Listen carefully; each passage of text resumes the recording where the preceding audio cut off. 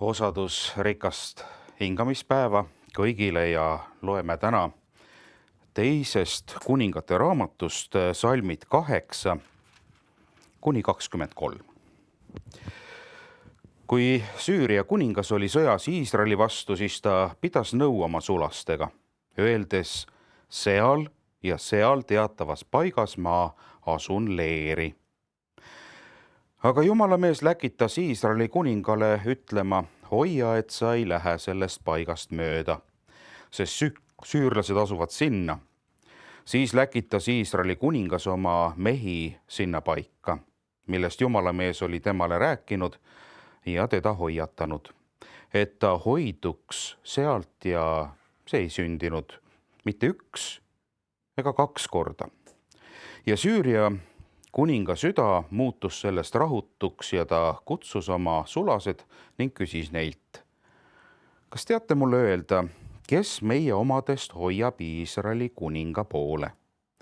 Siis ütles üks tema sulaseist mitte keegi, mu isand kuningas, vaid prohvet Eliisa, kes on Iisraelis, annab Iisraeli kuningale teada ka need sõnad, mis sa räägid oma magamiskambris. Siis ta ütles, minge ja vaadake, kus ta on. Siis ma läkitan ja lasen ta kinni võtta. Ja temale anti teada ning öeldi, vaata, ta on Dootanis. Siis ta läkitas sinna hobuseid ja sõjavankreid ja suure sõjaväe. Ja nad tulid öösel ning piirasid linna. Kui jumalamehe teener hommikul vara üles tõusis ja välja läks, vaata, siis oli linna ümber sõjavägi, hobused ja vankrid. Ja ta teener ütles temale, oh häda mu isand, mis me nüüd teeme? Aga ta vastas, ära karda, sest neid, kes on meiega, on rohkem kui neid, kes on nendega.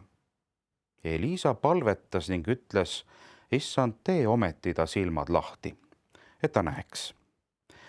Ja issand tegi poisi silmad lahti ja too nägi ja vaata, mägi oli täis tuliseid hobuseid ja vankreid ümber Eliisa. Kui siis süürlased tulid tema juurde, palus Eliisa issandat ja ütles, löö seda rahvast pimestusega. Ja issand lõi neid pimestusega Eliisa sõna peale. Eliisa ütles neile, see ei ole õige tee ega õige linn. Tulge mu järel ja ma viin teid mehe juurde, keda te otsite. Ja ta viis nad Samaariasse. Ja kui nad jõudsid Samaariasse, siis ütles Eliisa, issand, tee nende silmad lahti, et nad näeksid. Ja issand tegi nende silmad lahti ja nad nägid ja vaata, nad olid keset Samaariat. Ja kui Iisraeli kuningas neid nägi, siis ta küsis Eliisalt, mu isa, kas ma pean nad maha lööma? Kas pean lööma? Aga ta vastas, ära löö. Kas sa lööd maha need, keda sa vangi võtad oma mõõga ja ammuga? Pane neile ette leiba ja vett, et nad sööksid ja jooksid ning saaksid minna tagasi oma isanda juurde.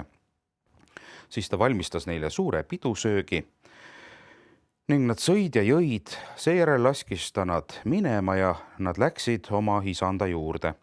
Ja Süüria röövjõugud ei tulnud enam Iisraeli maale. Me oleme novembrikuus. Ja novembrikuus inimesed muutuvad ühe ala spetsialistideks enda arvates. Nad hakkavad vaatama teispoolsusesse, suhtlema oma kadunud lähedastega ja küünlaid panema ja siis arvates, et see, mida nad teevad, kuidagi pidi viib neid sellesse maailma, millest neil aimugi ei ole. Ma olin eelmisel reedel abikaasaga jalutamas. Läksime uudistama oma lähedal nii-öelda avatud parki. Ja selle pargiga oli selline lugu, et sinna vahepeale jääb üks elamurajoon, milles ma kuigi palju ei ole enne käinud. Aga see oli selline eriline õhtu, päris kummalise välimusega lapsed, väikestest kuni suurteni, kõik muudkui jalutasid päris inetutes kostüümides ringi. Mõned olid emad, isad ja mõni laps vist alles oli just käima hakanud ja käisid ja riided olid päris koledad seljas. Ja ma arvan, et ükski nendest inimestest ei arva, et nad kuidagi pidi oma tegevusega andsid mingi ettekäände nendele vägedele, keda me ei näe kuskil kaadrite taga. Inimesed olid lõbusad, käisid ühest majast teise ja ilmselt püüdsid endale jätta ainult sellist positiivset muljet. Küll aga ei pruugi nii olla, et mingisugune taustasüsteem oli sellel lool ka. Ainult, et inimesed mängivad mänge, mis võivad avada sellise teispoolsuse. Me võime oma tegevusega mõjutada, aga me ei märka seda. Inimesed tänapäeval algatavad sõdasid ja arvavad, et sellega nad kuidagi pidi, ütleme sellise kaadrite taguse maailmaga kokku ei puutu. Kui me vaatame nüüd seda lugu siin, siis ma arvan, et me oleme suhteliselt julged sellise tegevusega. Kui me vaatame loetud lugu, siis oli keegi Süüria kuningas, kes just vahetult enne seda oli ühe oma väepealiku Naamani saatnud suure varandusega tervenema ja nüüd on ta sõjas Iisraeli vastu, peab nõu oma sulastega ja ta ei eelda, et mingisugune taustamaailm on ka selles veel. Ta ainult teeb plaane, ütleb seal ja seal teatavas paigas ma asun leeri, aga kaadrite taga toimub infovahetus. Jumala mees läkitas Iisraeli kuningale ütlema, hoia, et sa ei lähe sellest paigast mööda, sest süürlased asuvad sinna. Ja iga kord, mitu korda jäävad nad siis nii-öelda vahele, et mingit salarünnakut ei tule. Tundub, et kaadrite tagune informatsioon töötab. Ja Süüria kuninga süda muutub sellest rahutuks. Nii nagu tänapäeval inimesed võivad arvata, et see, mida ma täna teen, ei mõjuta kaadrite tagust. Mõjutab küll. Ja teinekord, kui see meile kätte jõuab, siis meie süda muutub rahutuks. Igatahes meie Süüria kuningas kutsub oma sulased ja küsib, kas teate mulle öelda, kes meie omadest hoiab Iisraeli kuninga poole? See on hämmastav, kuidas on olemas inimesed alati staapides ühel ja teisel pool, kes siis vahetavad informatsiooni ja tundub, et siiski Iisraeli poole peal on keegi, kes annab infot olemas. Ta on andnud teada Süüria siis väejuhtidele või sulastele, et nendel on selline kaitserelv nagu Elisa. Ja üks sulastes siis vastab Süüria kuningale, mitte keegi, mu isand kuningas nii-öelda ei reeda meid, vaid on prohvet Elisa, kes on Iisraelis ja annab Iisraeli kuningale teada ka need sõnad, mida sa räägid oma magamiskambris. No see on ju selge, et Elisa ei istu kuskil seal teisel pool seina, aga Elisal on nii-öelda otseühendus, ta saab selle info plaanid teada ja ilmselt võib öelda, et see on see kaadrite tagune maailm meie jaoks, mida me tavaliselt ei näe. Nii et siin on otsene seos inimese ja informatsiooni vahel, mis muidu nii-öelda ametlike sidekanalite kaudu levida ei saaks. Öeldakse, vot ei ole seal muud põhjust, kui et info sinu magamiskambrist jõuab ka kohale. Ja kuningas ütleb, minge ja vaadake, kus ta on. Ma läkitana lasen ta kinni võtta. Ja temale siis anti teada, ilmselt ikkagi selle salaluure keti kaudu, mitte kaadrite taha vaatamise võimalus seal ei olnud. Ja ta saab teada, et vot on Tootanis see prohvet.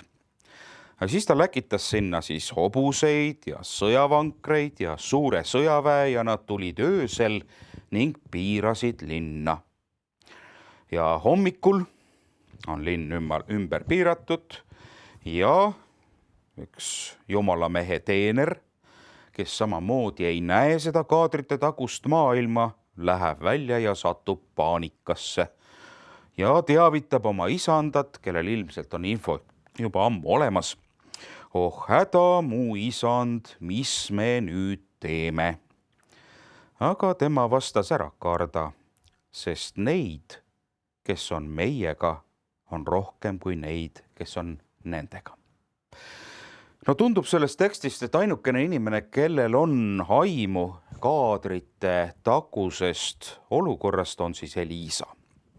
Ja kui ta ka palvetab, siis on võimalik ka tema sulasel näha sinna kaadrite taha. Ja antud situatsioonis on tõesti nii, et Eliisa käib Jumalaga väga tihedalt ja see pilt, mis meile siis selle loo kaudu, Eliisa palve kaudu avaneb, on see, et Jumala armee seal kaadrite taga on kõvas ülekaalus, aga seal on ka see teine armee kuskil seal olemas. Nii et too mägi oli täis tuliseid hobuseid ja vankreid ümber Eliisa. Ja kas need oli rohkem või mitte, aga ilmselt nende mõjuvõim oli kindlasti suurem.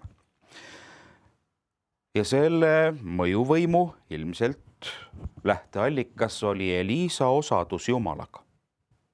Nii et tema puhul ei ole midagi karta. Neid, kes on temaga, on rohkem kui neid, kes on nendega. Me näeme seda sama vahekorda pidevalt Jeesuse ümber, nii välja arvatud siis Golgatal, kus Jeesus on väga enesekindel ja tugev, sest ta näeb tänu Jumalaga osadusele kaadrite taha väga sageli, sest tal on ka huvi selle asja vastu. Nii et antud hetkel on niimoodi, et neid, kes on meiega, on rohkem kui neid, kes on nendega. Ja nüüd läheb lugu väga huvitavaks selles osas, et sellele lõplikku tõlgendust on väga raske anda. Aga Eliisa palvetab ja palub, et löö seda rahvast pimestusega. Ma arvan, et need inimesed tulles sinna vallutama või vangi võtma Eliisat, ei arvestanud selle kaadrite taguse maailmaga, aga nüüd õpetatakse neid ilmselt selle läbi. Löö seda rahvast pimestusega ja issand lõi neid pimestusega Eliisa sõna peale. Ja võib öelda, et teinekord on niimoodi, nagu see pidutsev rahvahulk nendes surmahõlstides, mida siin nädala lõpupoole eelmisel oli näha, on nagu pimestusega löödud ja ei näe seda tagajärge, kuidas nende perede peale võib tulla midagi, millel neil aimugi ei ole. Antud hetkel Eliisa palub, et seda armeed lüüakse pimestusega. Ja Eliisa selgitab neile kõige selle keskel, vot see ei ole õige tee, ei ole õige linn, nii et nad on nagu unustanud, keda nad vangistama on tulnud, tulge mu järel, ma viin teid selle mehe juurde, keda te otsite, ja ta viis nad Samaariasse. Ja kui nad jõudsid Samaariasse, siis ütles Eliisa, issand, tee nende silmad lahti, et nad näeksid. Issand tegi nende silmad lahti ja nad nägid ja vaata, nad olid keset Samaariat. Et inimene võib olla nagu selline mängukann, millega kaadrite tagused võivad nii-öelda mängida, kord nagu näed, kord nagu ei näe ja ilmselt, kui nad nägema hakkavad, on nad kõige ebamugavamas positsioonis. Seda väge oli võib-olla nii palju, et Eliisa kinni võtta, aga samas on piisavalt palju, et kui Iisraeli kuningas küsib, et kas ma pean nad maha lööma, siis Eliisa ütleb, kuule, ei ole nagu mõtet, et kas sa ei pane tähele, et nendel on mõõgad ja ammud veel küljes, et kuidas vangistatakse kedagi, kes on täis relvis. Pane neile ette leiba ja vett, et nad sööksid ja jooksid ja saaksid minna tagasi oma isanda juurde. ja siis ta valmistas neile suure pidusöögi, nad sõid ja jõid, seejärel laskis ta nad minema ja nad läksid oma isanda juurde ja Süüria röövjõugud ei tulnud enam Iisraeli maale. Nii et võiks siis öelda, et miks nendega mängitakse, ilmselt antakse teada, et on olemas see kaadrite tagune maailm ja me oleme inimestena teinekord päris kaitsetud selle ees ja võime sattuda väga ebamugavasse olukorda ja kui nad ootavad kõige ebamugavamat, siis söödetakse neil kõht täis. Et ilmselt see lugu on lihtsalt, et nendele õpetada, et see, mida sa teed, see on vahetult seotud nii-öelda ka kaadrite tagusega. Sa kas annad sellele väele väga suure jõu või annad hoopis vastastele jõududele väga suure jõu. Aga nüüd on küsimus minu jaoks, et kui palju on meil võimalik oma igapäevast tööd Jumalaga tehes nii-öelda kaadrite taha näha. Et kas meil kõigil peab olema üks mingisugune inimene, kes saab sinna kaadrite taha vaadata, meie teeme oma Jumala asju ja korraldame, oleme sulased ja läheme endast välja, kui midagi läheb paigast ära ja meie tasakaalus ja elus ütleme, nüüd oleme küll suures hädas ja aita ja keegi siis peab palvetama, et issand, tee ometi ta silmad lahti, et ta näeks, mis on seal kaadrite taga, nii nagu Jeesus nägi, nii nagu Elisa näeb. Ilmselt sellel on ainult üks võti. Kas sa tahad üldse näha oma tegude seoseid kaadrite tagusele väe andmisega? Väga sageli inimesed on tohutult valmis pühenduma teise inimese eksimuste lahti võtmisele. Et inimesed on vaadanud viimased nädalad filme ühest treenerist, kes nende arvates peaks lausa pihtima kõik nendele ära, mis ta teinud on. Ja me täiesti nagu vahest üllatub, kui palju me oleme valmis mingisuguse eksimuse puhul nii-öelda pihiisad olema ja ära kuulama suure pühendumisega, kuidas teine oma eksimusi tunnistaks. Ja samal ajal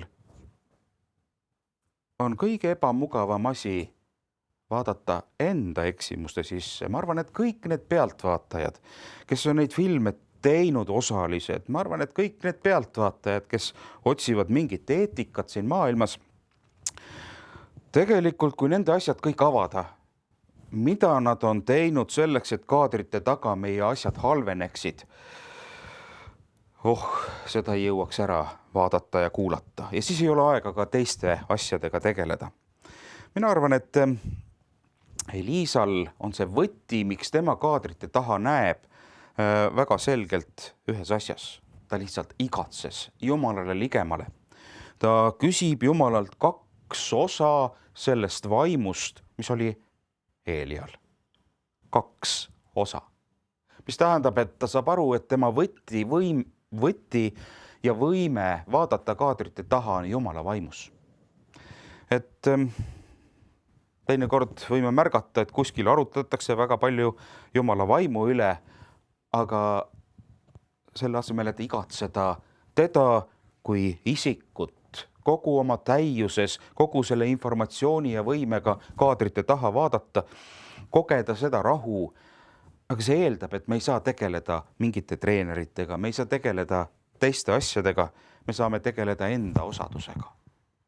Ja kui keegi tahab selles maailmas kaadrite taha näha, siis on olukordi, kus neid, kes on meiega ja need on positiivsed, on rohkem kui neid, kes on kurjad. Teinekord aga meie tegevus on midagi sellist, mis vaadates kaadrite taha näitab, et aga teisel poolel on rohkem jõudu. Ma arvan, et selliste nii-öelda pidudega, nagu siin eelmisel reedel, me ei märkagi, kuidas järsku teisel pool, vaadates kaadrite taga, on rohkem seda väge. Et see samane lugu, kui siin lõpeb piiblis, teinekord on piibel väga vastuoluline, ütleb, et siis ta valmistas neile suure pidusöögi. ja seejärel laskis nad minema ja nad läksid oma isanda juurde ja Süüria röövjõugud ei tulnud enam Iisraeli maale. Aga järgmine lugu kohe piiblis on, aga pärast sündis, et Ben-Hadad, Süüria kuningas, kogus kõik oma sõjaväe ja läks ning piiras Samaariat ja tuli Samaarias suur nälg.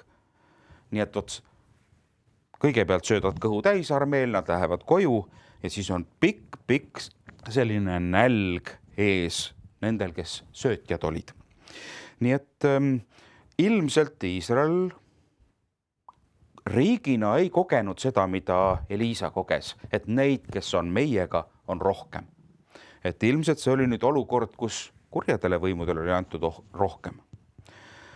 Nii et ma arvan, et Eliisast on võimalik õppida, kui palju vaimu ma soovin oma ellu, kui palju ma soovin seda, mis paneb mind nägema julgelt kaadrite taha ja ütlema, et neid, kes on meiega, on rohkem. Ma väga loodan, et see, mida me teeme, igaüks, mida me valime, kuidas me elame, mitte ainult hingamispäeval, vaid ka nädala sees, annab meile alust usus kaadrite taha vaadata. Ei peagi sinna silmadega vaatama ja tunda, et neid, kes on meiega, on rohkem. Ja andku Jumal meile vaimu valgust selles kõiges ja osadust. Aamen. Ja armuline taevane Isa, sina oled meile avanud oma armu ja teadmise, et me iga päevaga külvame midagi oma ellu ka kaadrite taha. Me ei näe seda alati, aga seda ei olegi vaja näha. On sinu poolt ilmutatud, mis annab väge sellele poolele, kellel on head kavatsused ja sa oled ka selle andnud teada, mis annab väge teisele poolele. Aita palvetada. Teinekord ka nii, nagu Eliisa palub Süüria sõjaväe pärast. Jumal, anna korra pimedust, aga anna jälle valgust ka nende inimeste pärast, keda me kohtame siin elus ja ilmselt näeme ka pimedust külvamas kaadrite taha.